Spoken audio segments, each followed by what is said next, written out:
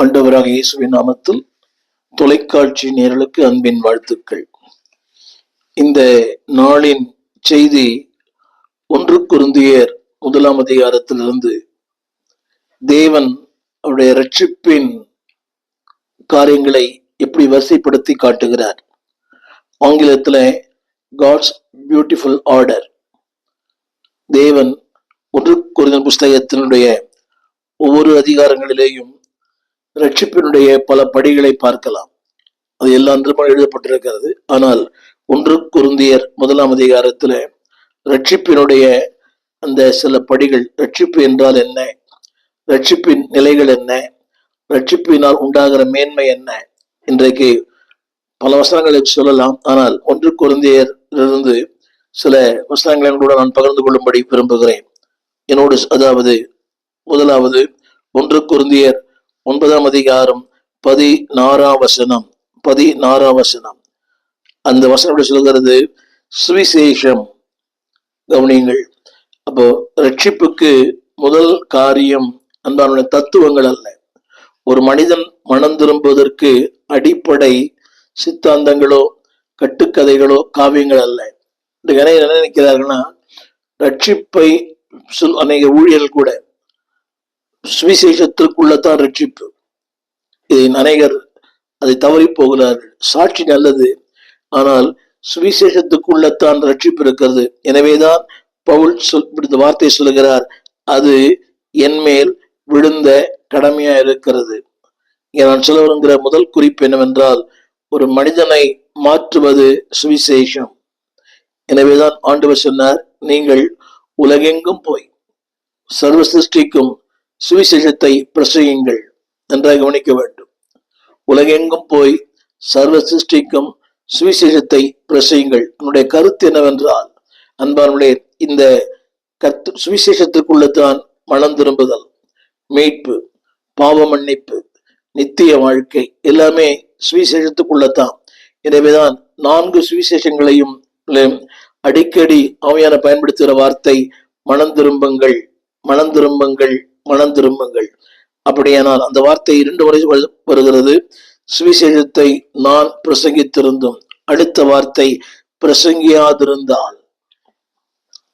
இன்றைக்கு அநேகருக்கு அன்பானவர்களே, பாடல் இருக்கிற அந்த பிரபலம் சுவிசேஷத்தில் இல்லை. ஒன்றை சொல்ல நம்புகிறேன், இந்த எல்லாம் ஓய்ந்து போகும். வரங்கள், வல்லமை, அற்புதங்கள் எல்லாம் ஓய்ந்து போகும். ஆனால் ஓய்ந்து போகாத ஒன்று கர்த்தருடைய வார்த்தை, சுவிசேஷம். It never fail. எனவேதான் ஆண்டவர் சொல்லுகிறார், சுவிசேஷத்தை பிரசங்கம் பண்ணு. அடிக்கிற இந்த வார்த்தை பவுலுடைய தீமோத்தேயு சொல்லுகிறார், சமயம் வாய்த்தாலும் வாய்க்காவிட்டாலும் சுவிசேஷத்தை பிரசங்கம் பண்ணு என்றால், சுவிசேஷத்துக்குள்தான் மனிதனுடைய மாற்றங்கள் இருக்கிறது. சுவிசேஷம் இல்லாமல் மாற்றம் இல்லை. எனவேதான் அன்பு ஊழியர்களே, இன்னைக்கு திரும்ப சொல்லுகிறேன், உங்களுடைய சொந்த கருத்துக்கள். இன்னைக்கு பலர் பல காரியங்கள் எடுத்து பேசுகிறார்கள். இதிகாசங்கள், புராணங்கள், மற்ற சமயங்கள் நல்லதுதான். ஆனால் சுவிசேஷத்திற்குள்ளே தான் மனிதனுக்கு தேவையான அனைத்தும் இருக்கிறது. இந்த வார்த்தையை நீங்கள் என்னை பின்பற்றி கேளுங்கள். Number 1 God's order. நம்பர் 1 முதலாவது காட்ஸ் ஆர்டர் என்னவென்றால் சுவிசேஷம். இரண்டாவது, தேவனுடைய அடுத்த கட்டம் என்னவென்றால், ஒரு மனிதனுடைய வாழ்க்கையில தேவை அடுத்த கட்டம் 1 கொரிந்தியர் 10:2 அங்கே சொல்லப்பட்ட வார்த்தை ஞானஸ்நானம். 1 கொரிந்தியர் 10 அதிகாரம் 2 வசனம். எல்லாரும் அங்கே சொல்லப்பட்டிருக்கிறது, மோசைக்குள்ளாக மேகத்தினாலும் சமுத்திரத்தினாலும் ஞானஸ்நானம் பண்ணப்பட்டார்கள். அப்படியானால் சுவிசேஷத்தினுடைய அடுத்த நிலை என்னவென்றால் ஞானஸ்நானம். இன்றைக்கு துக்கமான ஒன்று, சுவிசேஷ பிரசங்கிக்கிற அநேக சுவிசேஷர்கள் ஞானஸ்நானத்தை போதிப்பதில்லை. நல்ல கவனித்து கேளுங்கள். சுவிசேஷத்தை பிரசங்கம் பண்ணுகிற அநேக சுவிசேஷங்கள் ஞானஸ்நானத்தை குறித்து போதிப்பதில்லை. அது என்னவோ, ஒருவேளை அவருடைய மார்க்கெட் குறைஞ்சிருமோ, இல்லாவிட்டால் என்ன காரணமோ தெரியவில்லை. நானும் பலரை பார்த்திருக்கிறேன். ஞானஸ்தானத்தை பற்றி பேசுகிற சுவிசேஷம் மிக குறைவு. ஒரு மேய்ப்பன் பேசுகிறார், ஒரு போதகர் பேசுகிறார், ஆனால் சுவிசேஷர்கள் பேசுகிறார்களா? கேள்விக்குறி. நான் சொல்ல வந்த வார்த்தை God's beautiful order. Number 1 gospel, number 2 baptism, ஞான ஸ்நானம். இன்றைக்கு அநேகருக்கு அதை குறித்த சரியான விழிப்பு இல்லை. இன்னைக்கு திருமணத்திற்காக, கல்லறைக்காக, ஏதோ ஒன்றுக்காக ஞானஸ்நானம் எடுக்கிறார்கள். அதனுடைய அர்த்தம் என்னவென்றால், ஞான ஸ்நானம் என்ற வார்த்தை பழைய மனிதனை அடக்கம் பண்ணுவது. எவன் ஒருவன் பாவத்தை வெறுக்கிறானோ அவனு ஞானஸ்நானம். பாவத்தை வெறுக்காத ஒருவனுக்கு ஞானஸ்நானம் அவசியம் இல்லை. என்னுடைய இரண்டாவது குறிப்பு God's order. Number 1 gospel, number 2 baptism. மூன்றாவது தேவனுடைய அந்த ஒழுங்கு முறையிலே அடுத்த ஒரு வார்த்தை வேதம் சொல்கிறது, தேவனுடைய பந்தி. இன்றைக்கு துக்கமான ஒரு காரியம் என்னவென்றால், ஞானஸ்நானம் எடுக்காமலேயே திருவிழா எடுக்கிற மக்கள் ஏராளம். இந்த மேல் நாடுகளிலே சிறு பிள்ளைகள் கூட எடுக்கிறார்கள். அது அவருடைய கலாச்சாரத்துக்கு ஒத்து வரலாம். இன்றைய திருச்சபையில கூட ஞானஸ்நானம் எடுக்காத அநேக திருந்து பங்கு பெறுகிறார்கள். கவனிங்கள், அது அற்பமானது அல்ல, அசட்டை பண்ணப்பட வேண்டியதும் அல்ல, அது மேன்மையானது. நீங்க அந்த வரிசையை பாருங்களேன். சுவிசேஷம், அடுத்து ஞானஸ்நானம், அடுத்து 1 கொரிந்தியர் 11ஆம் அதிகாரம் 23ஆம் வசனம். சற்று நீங்கள் யோசிக்க வேண்டும். சுவிசேஷத்துக்கு பிறகு ஞானஸ்நானம், ஞானஸ்நானத்துக்கு பிறகு கர்த்தருடைய பந்தி. அந்த வார்த்தை சொல்கிறது, நான் உங்களுக்கு ஒப்புவித்ததை கர்த்தரிடத்திலிருந்து பெற்றுக்கொண்டேன். யாருக்கு தெரியுமா? வேதம் சொல்கிறது, அவர் அப்பத்தை எடுத்து, யாருக்கு என்றால் சீஷர்களுக்கு. ஆண்டவர் இதைத்தான் சீஷர்களுக்கு கொடுத்தார். அந்த வசனம் சொல்கிறது, அதாவது கர்த்தரிடத்திலிருந்து பெற்றுக்கொண்டேன். அந்த அடுத்த வார்த்தை, அவர் அப்பத்தை எடுத்து. அப்படின்னா திருவந்தி யாருக்கு தெரியுமா? those who took baptism, those who obeyed in baptism. ஞானஸ்நானம் மூழ்கி ஞானஸ்நானம் பெறாதவர்கள் திருவிருந்து எடுப்பதில் அர்த்தமே இல்லை. அன்பு ஊழியர்களே, உங்கள் திருச்சபையிலே அதை வலியுறுத்துங்கள். திருவிருந்து என்பது பிதா, குமாரன், பரிசுத்தாவின் நாமத்தினாலே மூழ்கி ஞானஸ்நானம் பெற்றவர்கள். யாருக்கு ஞானஸ்நானம்? சுவிசேஷத்தை கேட்டு மனம் திரும்பினவர்கள். மனம் திரும்பினவருக்கு ஞானஸ்நானம், ஞானஸ்நானம் பெற்றவருக்கு தான் திருவிருந்து. இதுதான் தேவனுடைய அந்த ஒழுங்குமுறை. இன்றைக்கு அன்பானவர்களே, பல காரியங்கள், அதாவது எப்படி சொல்றாங்க, அவர் ஞானஸ்நானம் எடுத்தாரா, இவர் ஞானஸ்நானம் எடுத்தாரா, கல்லன் எடுத்தானா? அது தேவையில்லை. அவன் மரிக்கும் கல்லன், வாய்ப்பு இல்லை. இன்றைக்கு நாம் உயிரோடு இருக்கிற கல்லர்கள் வேண்டாம். தேவனுடைய அந்த ஒழுங்கு, மனம் திரும்புதல், ஞானஸ்நானம், அடுத்து கர்த்தருடைய பந்தி. அடுத்த வார்த்தை சொல்லப்பட்டிருக்கிறது, ஆவிக்குரிய வரங்கள். இன்றைக்கு திருச்சபையின் இன்னொரு தோல்வி என்னவென்றால், ஒரு நிலையிலே நாம் அதை நிறுத்தி விடுகிறோம். ஒரு திருப்தி, சாட்சி கூட பாருங்களேன், ரட்சிக்கப்பட்டேன், ஞானஸ்நானம் பெற்றேன், அவ்வளவுதான். அடுத்த ஒரு கட்டத்துக்கு மக்கள் போவதில்லை. அங்கே சொல்லப்பட்ட வார்த்தை 1 கொரிந்தியர் 12:1, அடுத்த கட்டம் ஆவிக்குரிய வரங்கள். இதுதான் பரிசுத்த ஆவியானவர். கவனியங்கள், 1 கொரிந்தியர் 12:1, என் சகோதரரே, நீங்கள் ஆவிக்குரிய வரங்களை குறித்து அறியாதிருக்க எனக்கு மனதில்லை. என்னுடைய கருப்பொருள் என்னவென்றால், அடுத்த வார்த்தை ஆவிக்குரிய வரங்கள். அந்த 12ஆம் அதிகாரத்தில் நிறைய வரங்கள் போடுது. இன்னைக்கு அதுல மாற்று கருத்துக்கள் உண்டு. இன்றைக்கு வரங்கள் தவறாய் பயன்படுத்தப்படுகிறது. அதுல இன்னொரு காரியம் கொடுக்குது. வரங்களை பெற்ற ஒருவர் சபையை மதிப்பதில்லை. வரங்களை பெற்ற ஒருவர் சபைக்குள் இருக்க விரும்புவதில்லை. நன்றாக கவனிக்க வேண்டும். உங்கள் வரங்களும் உங்கள் கிருபைகளும் உங்கள் எல்லாமே சபைக்காக, சபைக்குள், சபையின் மூலமாக. திரும்ப சொல்கிறேன், it should be in the church, it should be for the church, it should be with the church. சபைக்குள், இரண்டாவது சபையின் மூலமாய், மூன்றாவது சபைக்காக. இன்னைக்கு வரங்களை பெற்ற அநேகர் சபைக்குள் தங்கி இருப்பதில்லை. ஏகப்பட்ட ப்ரோக்ராம், ஒன்னும் இல்லை. ஒரு பாட்டு பாடுறவர் நன்றாய் பாடுகிறார், அவருக்கு ஏகப்பட்ட டிமாண்ட். அவர் அங்க அழைக்கிறாங்க, இங்க அழைக்கிறாங்க, அங்க கூப்பிடுறாங்க, இங்க கூப்பிடுறாங்க. தவறு. என்னை கேட்டுக்கொண்டு அன்புதே பிள்ளையே, தேவன் உனக்கு வரங்களை தந்தது. உனக்கு கிருபைகளை தந்தது உங்கள் சபைக்காக. அந்த வார்த்தை என்ன படியுங்கள், சபையினுடைய பக்தி விருத்திக்கு எதுவாக. எனவேதான் அதாவது தேவன் வரங்களை தந்தது உங்களை பிரபலப்படுத்த அல்ல, வரங்களை தந்தது உங்களை மேன்மைப்படுத்த அல்ல, வரங்களை தந்தது உங்களை உயர்த்த அல்ல, சபைக்காக, சபையின் மேன்மைக்காக, சபையின் வளர்ச்சிக்காக. எனவே உங்கள் திருச்சபையில் ஆராதனை இல்லாத போது மற்ற சபைகளுக்கு போங்கள், பயன்படுங்கள். முதலாவது உங்கள் சபைக்கு நீங்கள் பயன்படுங்கள். தேவன் நம்முடைய சபைக்காகத்தான் இதை தந்தார். நிறைய பேருக்கு இது புரியவில்லை. அந்த வார்த்தை, அந்த ஆர்டர், சுவிசேஷம், ஞானஸ்நானம், அடுத்து கர்த்தருடைய பந்தி, அடுத்து ஆவிக்குரிய வரங்கள். எனவேதான் பவுல் சொல்கிறார், இதை நீங்கள் அறியாதிருக்க. இன்றைக்கு ஆரம்ப சொன்னேன், there are some advantages and disadvantages. சாதகங்கள் என்ன, பாதகங்கள் என்ன. அதை பெற்றுக்கொண்ட உடனே இவர் நினைக்கிறார், என் போதோடு நான் பெரியவர். இல்லை, ஒரு வரம் இருக்கலாம், பாடுகிற வரம் இருக்கலாம், திருக்குற வரம், ஏதோ ஒரு வரம் இருக்கலாம். You are not bigger than a pastor. உங்கள் போதரை விட நீங்கள் பெரிய ஆளை நினைக்க வேண்டாம். உங்களுக்கு தந்தது தேவன் தம்முடைய சபைக்காக, சபை வளர்ச்சிக்காக, பக்தி விருத்திக்காக, உங்கள் சுயநலத்திற்காக அல்ல, சுய லாபத்திற்காக அல்ல, சொந்த நேரங்களுக்காக அல்ல, ஃபார் த சர்ச். அந்த வசனத்தை திரும்ப திரும்ப, அடுத்த வார்த்தை அங்கு சொல்லப்பட்டிருக்கிறது. அன்பான தேவ பிள்ளைகளே, அடுத்த வார்த்தை வல்லமை. அங்கே 1 கொரிந்தியர் 13:1 அடுத்த வார்த்தை சொல்கிறது, மனுஷர் தூதர் பாஷைகளை பேசினாலும். அவனுடைய கருத்து என்னவென்றால், ஆங்கிலத்துல the power for the ministry, ஊழியத்துல ஒரு வல்லமை, ஊழியத்துல ஒரு அபிஷேகம். அந்த வார்த்தை பயன்படுறது, தூதர் பாஷைகளை பேசினாலும். அப்படினால் பேசு தவறு அல்ல.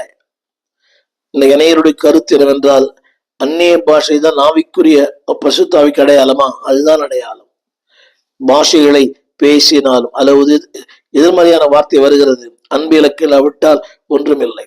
சோ எனவே அநேகர் இந்த ஒன்றை வைத்து அந்த அந்நிய பாஷை மட்டுப்படுத்துகிறார்கள். இல்லை, அதனுடைய சரியான கருப்பொருள் என்னவென்றால், the power in the ministry.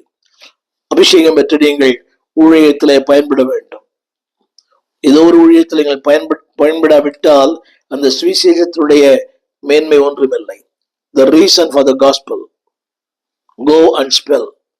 அந்த சுவிசேஷத்துக்கு உங்கள் அறிவிக்கப்பட்ட நோக்கமே நீங்கள் அடுத்தவர்களுக்கு பயனுள்ள ஒரு பாத்திரங்களாய். மூன்றாவதாக 4 வரங்கள். 5வதாக ஊழியத்தில் இருக்கிற அன்பானவர்களே, தேவன் கொடுத்த கிருபைகள். அந்த வசனத்தை வாசிக்கிறேன், தூதர் பாஷைகளை பேசினாலும். பேசக்கூடாதுன்னு அர்த்தம் அல்ல, அது அவசியம். தூதர் பாஷைகளை பேசும்படியாய். ஆங்கிலத்தில் பயன்படுத்தப்பட்ட வார்த்தை the power for the ministry. ஊழியத்திற்காக தேவன் கொடுக்கிற ஒரு அபிஷேகம், சொந்த நலனுக்காக அல்ல. 6வது சொல்ல விரும்புகிறேன், gifts in exercising. தேவன் கொடுத்த வரங்களை பயன்படுத்துங்கள். அந்த வார்த்தை நான் படிக்கிறேன், கேளுங்கள். 1 கொரிந்தியர் 14:31 கற்பதற்கு, தேறுவதற்கு, தேர்ச்சியடைய, அநேகருக்கு கற்றுக் கொடுக்க. அந்த வார்த்தை படிக்கிறேன், கற்பதற்கு, அடுத்து தேறுவதற்கு, அடுத்து ஒவ்வொருவருக்கும் தீர்க்கம் சொல்லுவதற்கு. இந்த துறையிலும் பாருங்கள், 1 கொரிந்தியர் 14:31 கற்றுக்கொள்ள, 2வது தேறுதல் அடைய, 3வது அன்பானவர்களே நீங்கள் தீர்க்க சொல்ல. 3 வார்த்தைகளை கவனியுங்கள், கற்றுக்கொள்ள, தேறுதல் அடைய, அடுத்தவர்களுக்கு சொல்ல. உன்னுடைய கருப்பொருள் என்னவென்றால், எக்ஸசைசிங் யுவர் கிஃப்ட்ஸ்.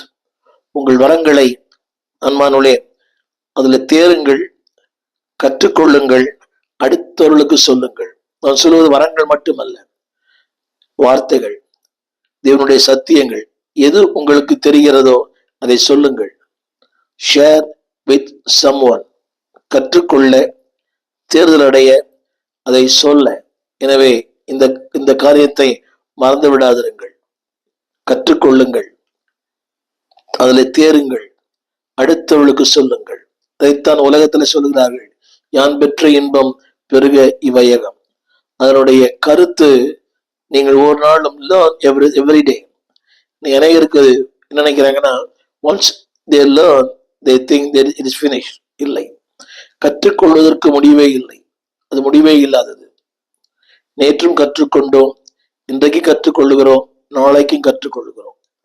ஒரு தலைவன் என்பவன் கற்றுக்கொள்ளுகிறவன். A leader is a learner. கற்றுக்கொள்வதற்கு வயதே இல்லை.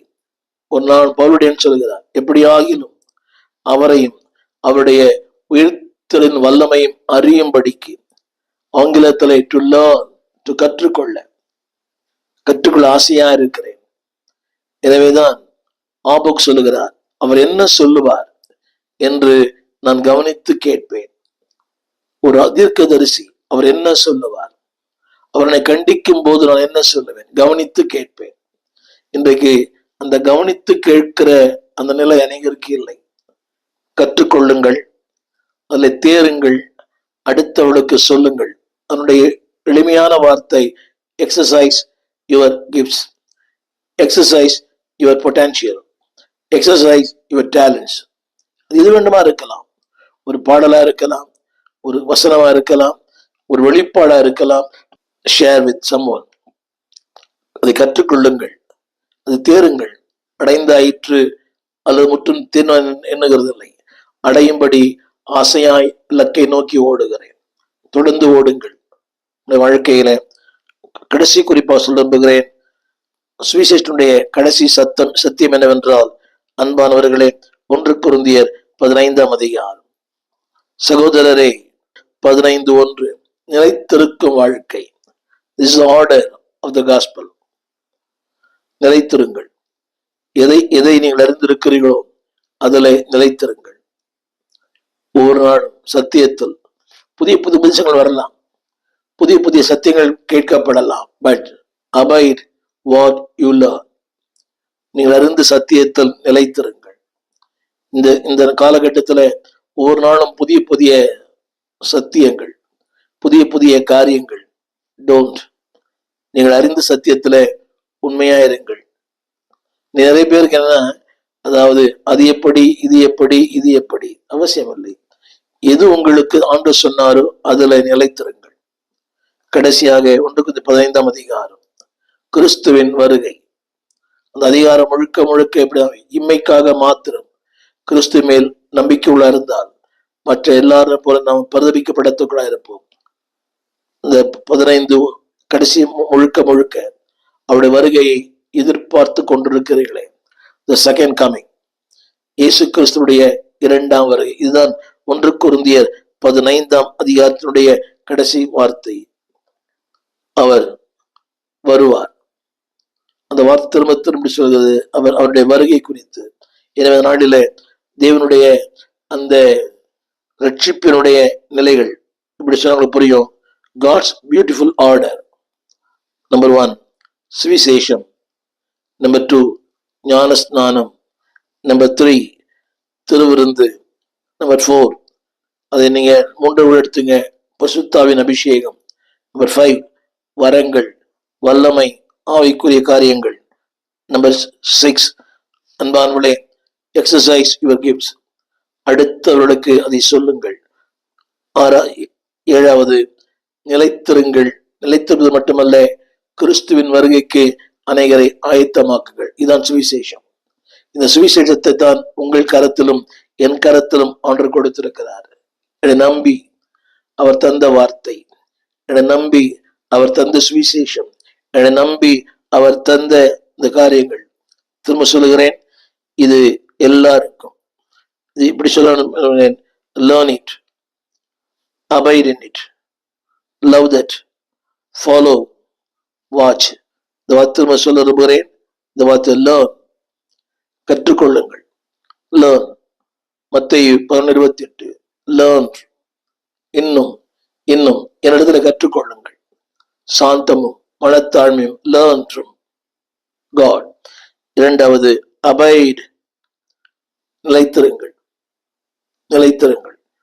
3வது, love, இந்த வார்த்தை அன்பு கூறுங்கள், ஆண்டவரை அன்பு கூறுங்கள், உங்கள் திருச்சி அன்பு கூறுங்கள், உங்கள் ஊழியனை அன்பு கூறுங்கள். ஐந்தாவது ஃபாலோ, பின்பற்றுங்கள். யோவான் 21:22 பின்பற்றுங்கள். நாட் ஓன்லி ஃபாலோ, அன்பானுள்ளே ஒரு நாளும் விழித்திருங்கள், வாட்ச். கேட்பது முக்கியம் அல்ல, ஏற்றுக்கொள்வது முக்கியம் அல்ல. நான் சொன்னது போல லேர்ன், அபாய்ட், நிலைத்திருங்கள், அன்பு கூறுங்கள், பின்பற்றுங்கள், விழித்திருங்கள். உங்கள் ரட்சிப்பு நிறைவேற பிரயாசப்படுங்கள். ஏனென்றால் கோணலும் மாறுபாடுமான உலகத்தில குற்றமற்ற மக்களாய் வாழ அன்பானவர்களே ஒவ்வொரு நாளும் அதிலே வளருங்கள். அதைத்தான் ஆரம்பத்துல சொன்னேன். ஆரம்பத்துல 1 கொரிந்தியர் 11:31 கற்றுக்கொள்ளுங்கள், தேருங்கள், அடுத்தவர்களுக்கு சொல்லுங்கள். சுவிசேஷத்துடைய மேன்மையை புரிந்து கொள்ளுங்கள். The beautiful order of the gospel. சுவிசேஷத்துடைய அந்த அழகான படிகள். முன்னேறுங்கள், அடுத்தவர்களை முன்னேற்றி செல்லுங்கள். தேவன் தாம் உங்களுக்கு உதவி செய்வாராக. உங்களுக்காக ஜெபிக்க விரும்புகிறேன். ஜெபிப்போம். வானத்தையும் பூமியும் படைத்த நல்ல ஆண்டவரே, இந்த அருமையான வேலைக்காக நன்றி செலுத்துகிறோம். உங்களுடைய கிருபையின் கரங்களிலே எங்களை தாழ்த்துகிறோம். நீர் பாராட்டின எல்லா நன்மைகளுக்காக, உங்களுடைய இரக்கங்களுக்காக, உங்களுடைய தயவுக்காக, உங்களுடைய காருண்யத்திற்காக நன்றி செலுத்துகிறோம். நீர் கொடுத்த மேன்மையான சுவிசேஷம், அந்த சுவிசேஷம் படிகள், ஞானஸ்நானம், பரிசுத்தாவின் அபிஷேகம், ஆண்டவரே கர்த்தருடைய பந்தி, வரங்கள், வல்லமை, ஆண்டவரே போதிக்கும் கிருபை, எல்லாவற்றுக்கும் மேலாக நிலைத்திருப்பது, பின்பற்றுவது, அன்பு கூறுவது, உம்முடைய வருகைக்கென்று ஆயத்தப்படுவது, அனைவரை ஆயத்தப்படுத்துவது, இந்த கிருபை எங்களுக்கு தாரும். சுவிசேஷனுடைய மேன்மை என்ன அறிந்து கொள்ள போருடையான் சொன்னது போல அது அறிவிக்காவிட்டால் எனக்கு ஐயோ, அறிவிக்கிற பெரிய வாய்ப்பை எங்களுக்கு தாரும். தேவ கிருபை தாங்கட்டும். இயேசுவின் நாமத்தில் எங்கள் நல்ல பிதாவே, ஆமென். சுவிசேஷத்தை அறிவியுங்கள். அது உங்கள் மேல், என்மேல் விழுந்த கடமை. அது ஒன்றே அவருடைய வருகைக்கு ஆயத்தப்படுத்தும். ஆயத்தமாவோம், ஆண்டவரை சந்திப்போம், அநேகரை ஆயத்தப்படுத்துவோம். ஆமென். எல்லாமுமாக இருந்தவரே, இருப்பவரே, எல்லாவற்றையும் எல்லாவற்றாலும் நிறைந்தவரே, நிறைப்பவரே, ஸ்தோத்திரமே, ஸ்தோத்திரமே, மறவாமல் செலுத்துகிறேன். ஸ்தோத்திரமே, ஸ்தோத்திரமே, மறவாமல் செலுத்துகிறேன். உயிர் பிழைத்தேன், உதவி பெற்றேன், உயிருள்ள வரை துதிப்பேன். உயிர் பிழைத்தேன், உதவி பெற்றேன், உயிருள்ள வரை துதிப்பேன். எல்லாவற்றிலும் எல்லாமுமாக இருந்தவரே, இருப்பவரே, எல்லாவற்றையும் எல்லாவற்றாலும் நிறைந்தவரே, நிறைப்பவரே, ஸ்தோத்திரமே, ஸ்தோத்திரமே, மறவாமல் செலுத்துகிறேன். ஸ்தோத்திரமே, ஸ்தோத்திரமே, மறவாமல் செலுத்துகிறேன். உயிர் பிழைத்தேன், உதவி பெற்றேன், உயிருள்ள வரை துதிப்பேன். உயிர் பிழைத்தேன், உதவி பெற்றேன், உயிருள்ள வரை துதிப்பேன். தகப்பனாக இதுவரையும் தோளின் மீது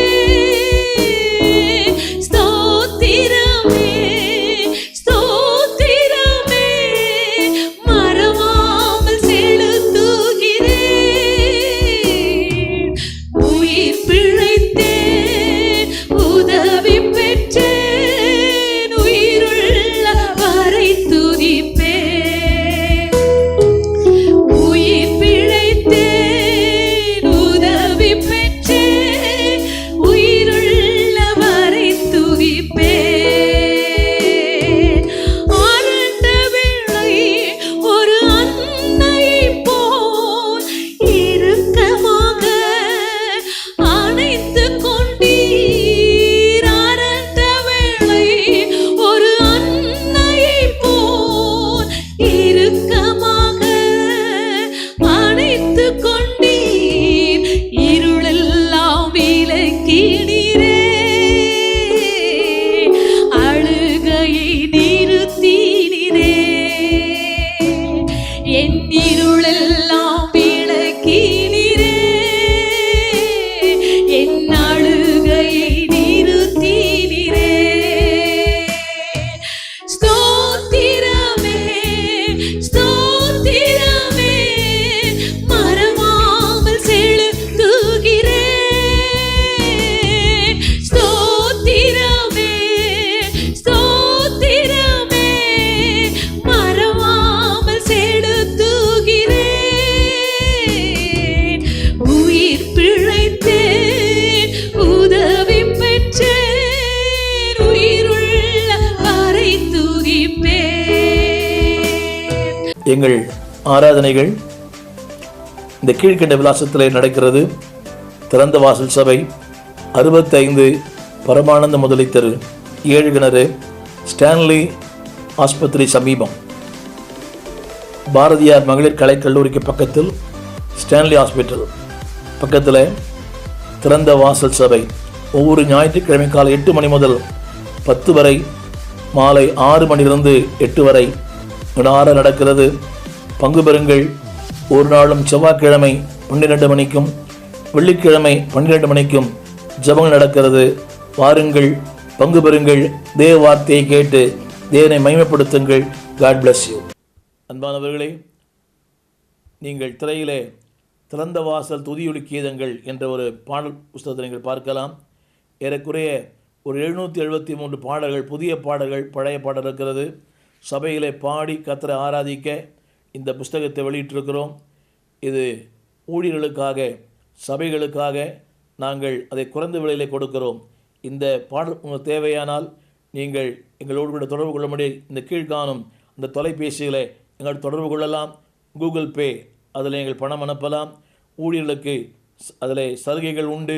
நீங்கள் மொத்தமாக வாங்கும்போது அதை நாங்கள் உங்களுக்கு சலுகை செய்வோம். நீங்கள் பாடி கர்த்தரை மையப்படுத்த அன்போடு கேட்டுக்கொள்கிறோம். இது ஏறக்குறைய ஒரு 50,000 பிரதிகள் வரைக்கும் வெளியிட்டிருக்கிறோம். திறந்த வாசல் துதியொலி கீதங்கள். தமிழ் பேசுகிற பல இடங்களிலே இந்த பாடல் பாடப்படுகிறது. பழைய புதிய பாடல்கள் எல்லாவற்றையும் தொகுத்து வெளியிட்டிருக்கிறோம். பாடி பரமனை மையப்படுத்துங்கள். God bless you. கர்த்தர் ஆசீர்வதிப்பாராக. எங்கள் விலாசம் போதகர் ஸ்டீஃபன் தேவகுமார், திறந்த வாசல் சபை, நம்பர் 65, பரமானந்த தெரு, 7 கிணறு, சென்னை 600001. தொடர்புக்கு 9841839287. மேலும் 0444183330. எங்கள் மின்னஞ்சல் stephenopendor@gmail.com. எங்கள் தேவ செய்திகளை யூடியூப் சேனலில் பார்த்து பயனடையுங்கள். தேவன் உங்களை ஆசிர்வதிப்பாராக.